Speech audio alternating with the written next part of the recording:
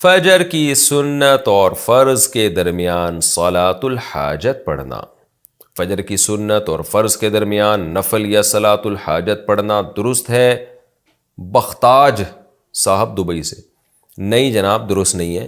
رسول اللہ صلی اللہ علیہ وسلم سے زندگی بھر صبح صادق کے بعد، یعنی جب فجر کا ٹائم شروع ہو جاتا ہے تو اس کے بعد سے لے کے فرض نماز تک 2 سنتوں کے علاوہ کچھ بھی پڑھنا ثابت نہیں ہے، تو لہذا اس میں 2 رکعت سنت ہی پڑھیں گے، اس کے علاوہ کوئی نماز نہیں ہو سکتی۔ ہاں قضاء عمری پڑھی جا سکتی ہے، اس لیے کہ یہ فرض نماز کے لیے یہ وقت ہے، تو جیسے ادا فرض آپ فجر کی پڑھیں گے تو قضا بھی پڑھی جا سکتی ہے اس میں، تو قضاء عمری چاہے فجر کی ہو، ظہر کی ہو، کوئی بھی ہو وہ پڑھی جا سکتی ہے، اس کے علاوہ نماز پڑھنا ٹھیک نہیں ہے۔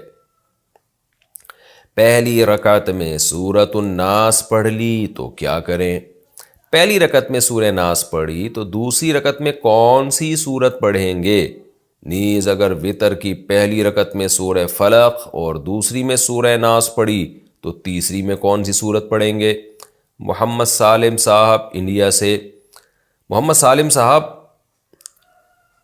صحیح سالم بات تو یہ ہے کہ ترتیب سے صورتیں پڑھا کریں، ترتیب سے، جیسے پہلی رکعت میں سورہ فلق تو دوسری میں سورہ ناس، لیکن اگر کسی نے اس کی ترتیب کے خلاف بھی کر لیا تو کوئی گناہ نہیں ہے، خاص طور پہ جب بھولے سے ہو جائے۔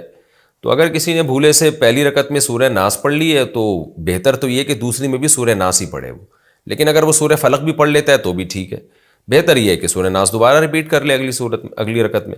اور اگر وتر کی پہلی رکعت میں سورہ فلق اور دوسرے میں سورہ ناس پڑھی تو تیسری میں سورہ ناس پڑھ لے، دوبارہ پڑھ لے، نہیں تو قل ہو اللہ پڑھ لے دوبارہ، تو اس میں کوئی ایشو نہیں ہے، بہتر ہے ترتیب سے پڑھیں۔